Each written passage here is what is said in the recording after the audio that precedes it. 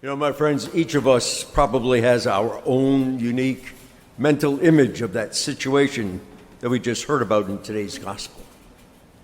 The storm-tossed boat, the strong winds, Jesus walking on water, Peter trying to respond to that very simple yet very challenging call of Jesus, come. Just think about what was going on in Peter's mind. Just consider what Peter was willing to do. Gradually get out of that boat and try to walk on water toward Jesus. That is absolutely astounding. It's almost unbelievable. Who among us would have stepped out of that boat into a stormy sea, even if we did see Jesus walking on water?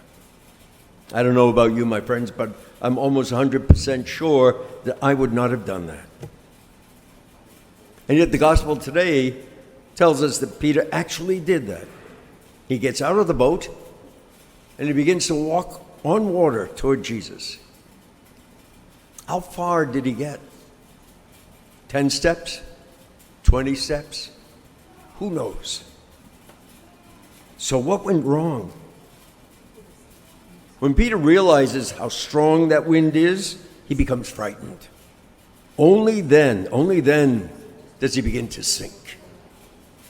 And you know, the sequence of events in this gospel passage are really quite important. First, Peter is eager to do what Jesus says.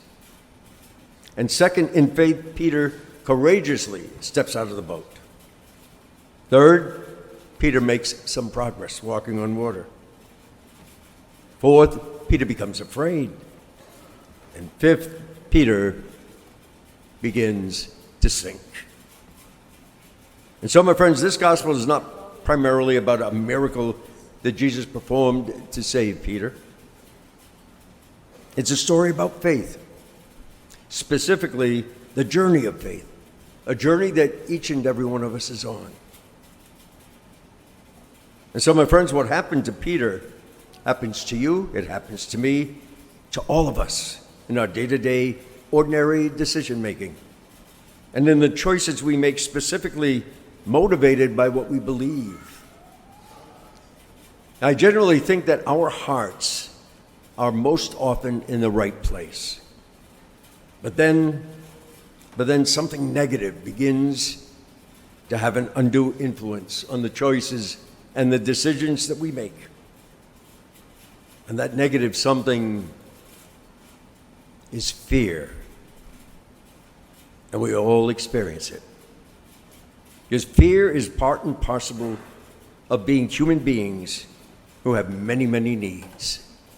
Food, shelter, health, safety, family, friends, understanding, and above all else, love. And when any one of those needs is in jeopardy, then we're most likely going to feel some fear. And the problem happens when fear then becomes the voice that we listen to above all others. When fear becomes our greatest motivation. When we allow that to happen, my friends, then bad things generally follow. If fear is the why behind the things that we do, then we can be fairly sure that we will start to sink amid the storms that life sends our way. Jesus wants us to allow him and not fear to be in charge of our lives. He tried to reassure Peter and his disciples, and he tries to reassure you and me that ultimately everything will be okay. You know, Jesus' first words to Peter and the other disciples in the gospel today are these: take courage. It is I. Do not be afraid. And for a few moments, those words seemed to be enough. But then fear began to drown out the voice of Jesus, so much so that their minds and their hearts no longer belonged to Jesus. They belonged to fear. And that's when things became dangerous, became unpredictable. You know, Jesus does not force us to listen to him. He doesn't shout louder and louder until we have no choice but to pay attention to him. Sometimes Jesus is that calm, reassuring, whispering sound that Elijah heard on Mount Horeb, as we heard in the first reading today. In his compassion for us, Jesus knows that the only place that we will be safe is in the boat with him, in his tender, compassionate, and loving care. So, my friends, if we listen to anyone or anything other than Jesus, then we run the risk of becoming so frightened that we will actually sink. Please hear that once again. If we listen to anyone or anything other than Jesus, we run the risk of becoming so afraid that we will actually sink. And so today and in the days to come, let each of us evaluate clearly and candidly whatever role fear may be playing in the decisions we make and the actions we take. You know, it's not important to pray for a complete lack of fear, because that is probably an impossibility.